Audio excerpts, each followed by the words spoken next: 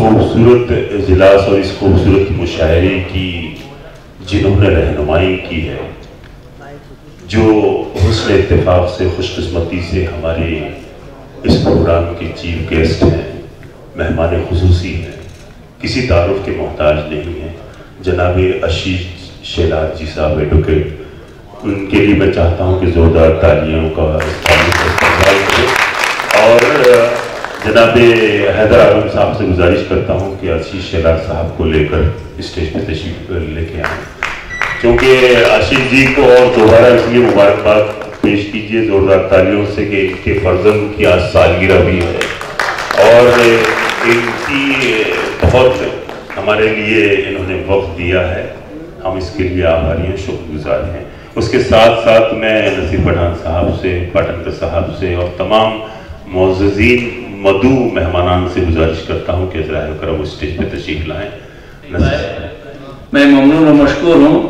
इंशाअल्लाह हमारे जो चीफ गेस्ट हैं आशीष शेलार साहब, इनको बहुत ज़रूरी काम से जाना है कहीं, इसलिए उनकी थोड़ी सी तकरीर हो जाएगी, उनकी स्पीच होगी, उसके बाद उनको रवाना कर देंगे, फिर अपना काम शुरू करेंगे। उससे पहले जो हमारे मौजूद मेहमान आए हुए हैं, सबसे पहले मैं एक्स माइनॉरिटी के चेयरमैन नसीम सिद्दीकी साहब को दावत देता हूँ कि तशरीफ लाएं स्टेज पे। उसके बाद हमारे हबीब फकीर साहब को, आइए सर आइए तशरीफ लाइए।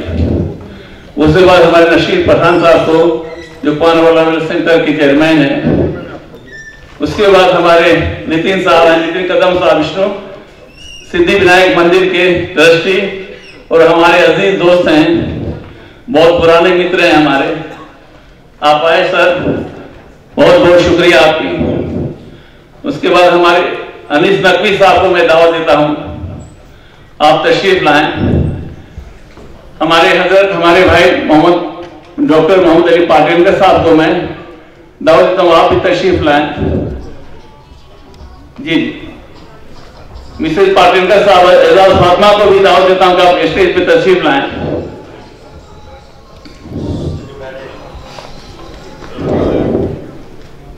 आइए सर, ये आशीष साहब के इस्तकबाल में आप लोगों को बुला रहे हैं, क्योंकि वो जल्दी जाने वाले हैं, फिर जो भी कार्यक्रम होगा हम लोग करते रहेंगे।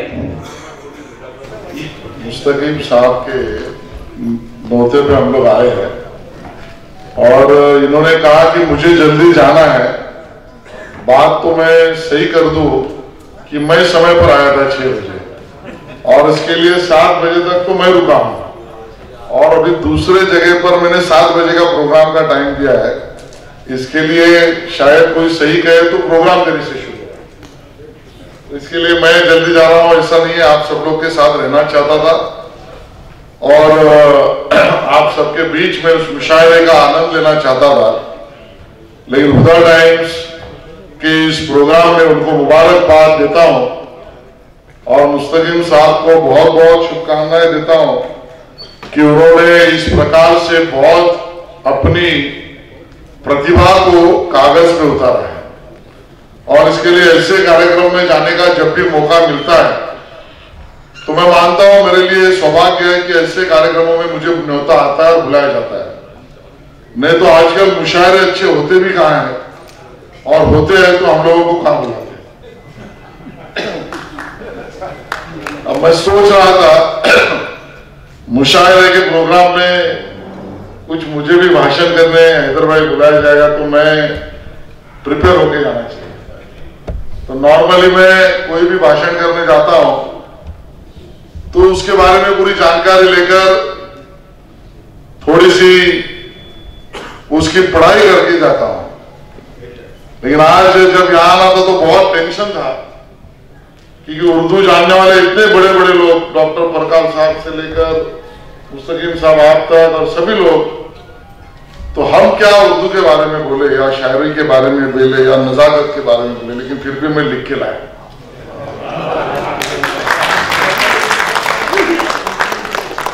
मुझे ये शेर बहुत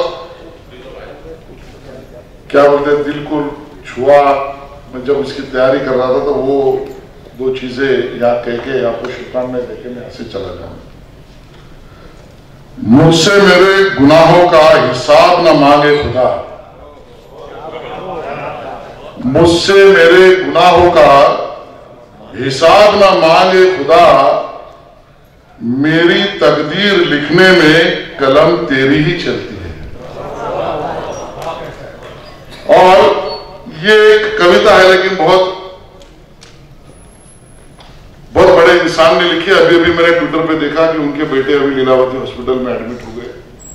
हरिवंश राय बच्चन की लिखी हुई कविता है जिसमें उर्दू का भी जिक्र है। और अभी ट्विटर पे देखा कि अमिताभ बच्चन को लीलावती में लिया गया जा रहा है। क्या कारण है पता नहीं चल रहा है, अभी पूरी मीडिया सब वहां पर चल रहा है। तो उनकी एक कविता ये भी मुझे लगता है ये बहुत अच्छी कविता है, जो मैं आपके साथ शेयर करूं तो मैं कुछ सीखूं, वो आपके सामने पेश करना चाहता हूं। रब ने नवाजा हमें जिंदगी देकर, रब ने नवाजा हमें जिंदगी देकर, और हम शोहरत मांगते रह गए।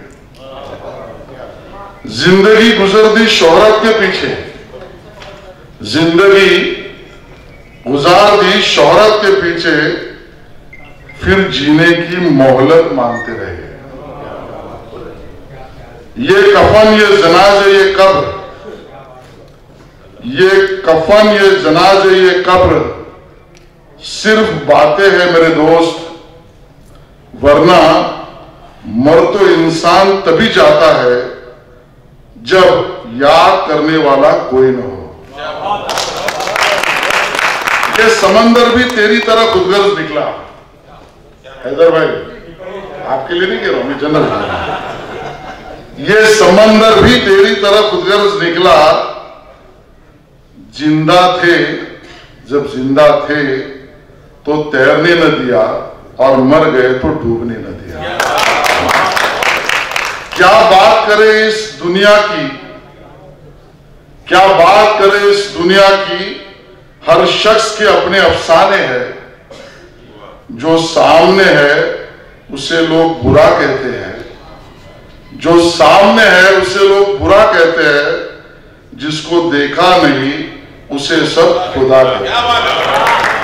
तो मैं मुफ्ती साहब जी अभी फिर से खोलना पड़ेगा।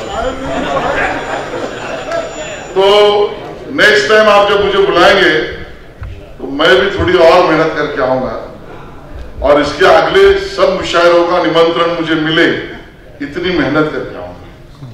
तो आज आप सबको बहुत सारी शुभकामनाएं देता हूं, और मैं समय पर आकर समय पर निकलने की इजाजत मांगता हूं। आप सभी को बहुत सारी शुभकामनाएं। धन्यवाद। खूबसूरत और वालिहाना जज्बात हमारे साथ दरमियान पेश कर रहे थे। दोस्तों, ये मेरी शिरस्त नहीं है, ये मेरा शेवा नहीं है कि मैं किसी की बेजा तारीफ करूं, लेकिन हकीकत तो ये है कि आशीष शेलार जो कदो-कामत के एतबार से ही और लिबास के एतबार से ही इंतहाई सादा शख्स नजर आने वाला, ऐसा शख्स जो सियासत में रहकर सियासी शबीह को ना अपनाए, इंसानियत की सबसे बड़ी जिंदा दलील है और सबसे बड़ी मिसाल है। मैं चाहता हूँ जोरदार तालियां से और उन्हीं ये आज की खूबसूरत इजलास, खूबसूरत मुशायरा जो है आप ही के इशारे से हुआ है। और सबसे बड़ी खूबी ये है कि उर्दू जो है वो सिर्फ मुसलमानों की जुबान नहीं है, बल्कि इसमें इसको फरोग देने में हर मकतबे फिक्र के लोगों ने, हर जात पात के लोगों ने और हर फर्द ने इसको खून जिगर से निचोड़ा है। ये वक्त नहीं है। बहरहाल मैं निहायत अदब एहतराम के साथ जनाब मुस्तकीम मक्की साहब, चीफ एडिटर, उनसे मैं गुजारिश करता हूँ कि वो हमारे मेहमान खुसूसी जनाब आशीष शेलार जी की खिदमत में अपनी मोहब्बतों का नजराना तमाम लोगों की जानिब से पेश करें। जोरदार तालियों के साथ इस्तेमाल करें।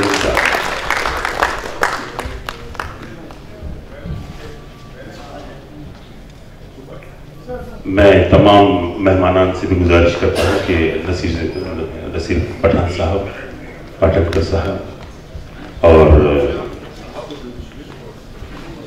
हैदर आजम साहब, ये बज़ाहिर फूल है लेकिन इनमें मोहब्बतें पिन्हा हैं।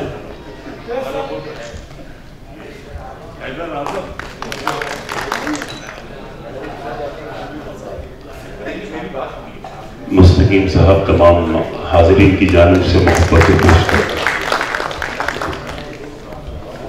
हमारे दरमियान मोहतरमा कमर सईद साहब अभी मौजूद हैं। मैं तमाम की जानिब से आशीष जी का बहुत आभारी हूँ। आशीष जी जाते जाते 2 शेर सुनते जाइए। आइंदा आपको हमने मेहमान खुसूसी बुलाया है, अभी आइंदा बहसीयत शायर बुलाएंगे। 1-2 शेर जो आपके बेटे की सालगिरह भी है कि अंधेरी रात पे एहसान करके देखते हैं, अंधेरी रात पे एहसान करके देखते हैं, हम एक सुबह का ऐलान करके देखते हैं, भटक चुके हैं बहुत दश्त और सहरा में, सौ तुम्हारी तरफ ध्यान करके देखते हैं। जज़ाकल्लाह बहुत बहुत।